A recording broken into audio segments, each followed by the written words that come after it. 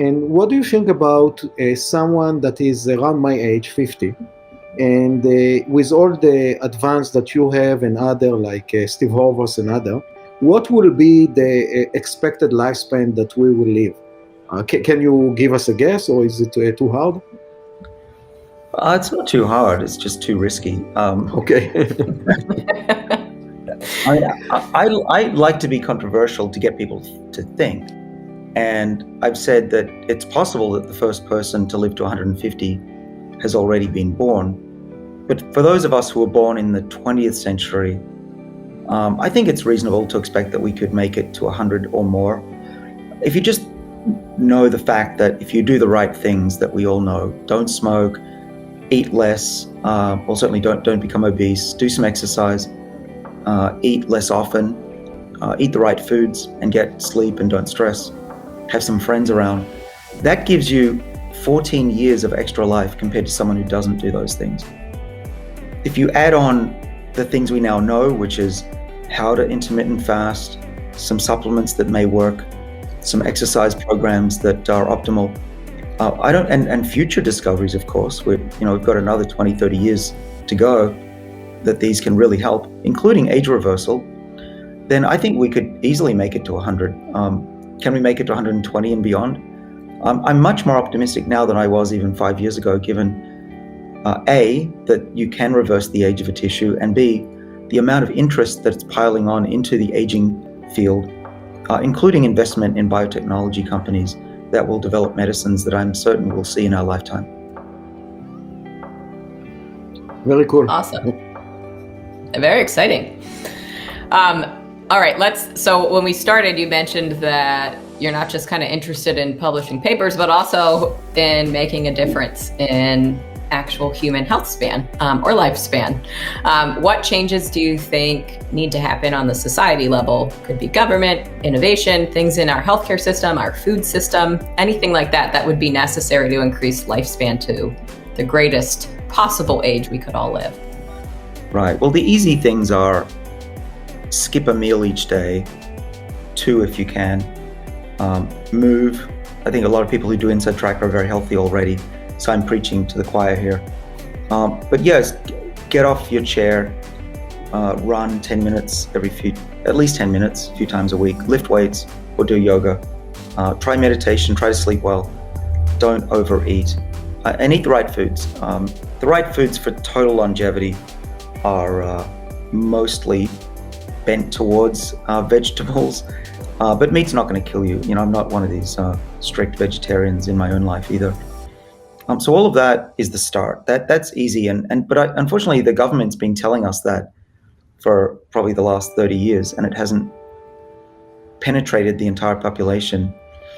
There are alternatives. There are drugs that are on the market that are thought to extend lifespan and slow down aging. One of them that I think is the most promising is metformin, a drug that's given to type 2 diabetics that have high blood sugar. And it's a relatively safe drug. It's on the list of the World Health Organization's essential medicines for humanity. It's actually just bought like candy in other countries besides the US. It's over the counter.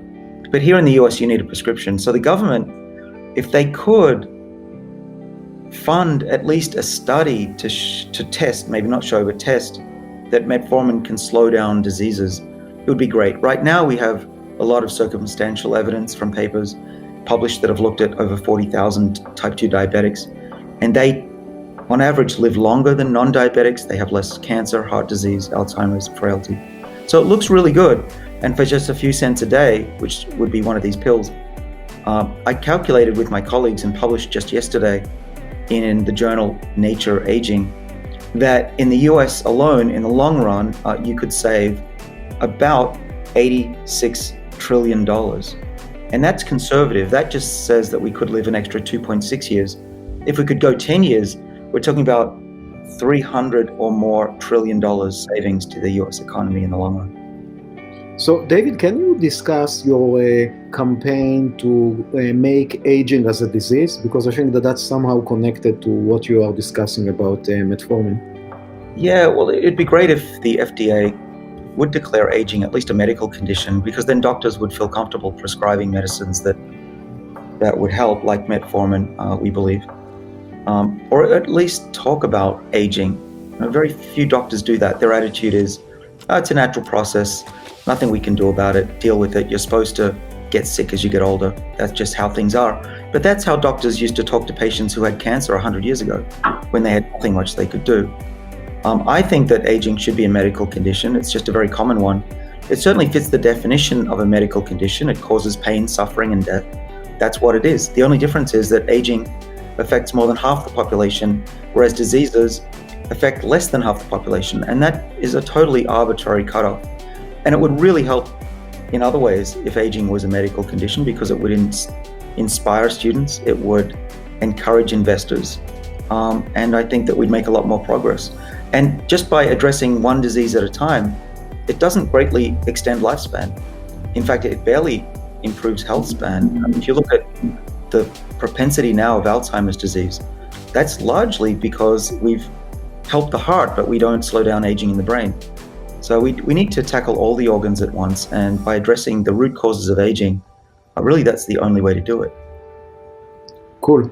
So can you discuss a bit what are you cooking in your lab right now? What are you working on, if you can? And what are you expecting to see in the next, decade or so out of your lab?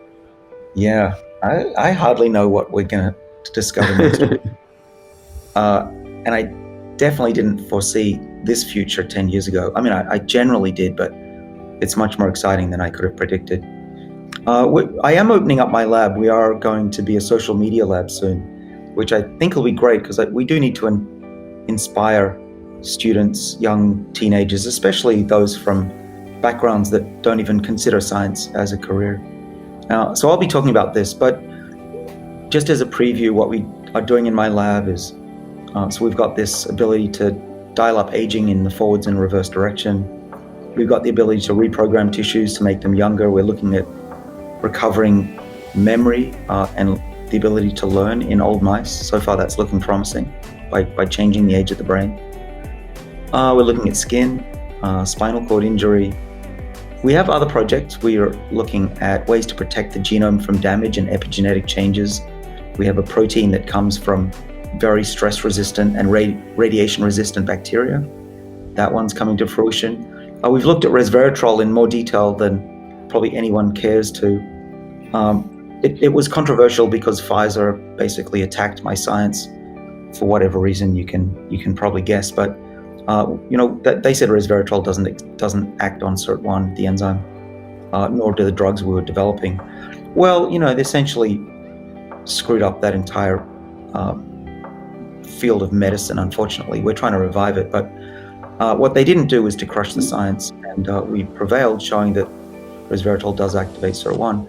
And the new study is we made a mouse that doesn't get activated by resveratrol just by changing one amino acid in the enzyme. And we could test whether resveratrol has a benefit on those mice. And the answer is it doesn't.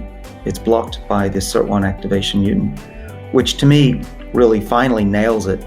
But I'll use this as a platform to tell you and your audience that once some idea gets out in the media, it's really hard to reverse it. And I still meet people who say, oh yeah, all that stuff from your lab was BS, when since 2013 it's been proven to be right in Science and Nature papers by us and others. But we'll continue moving on. There's nothing much you can do about public perception except do your best and do good research.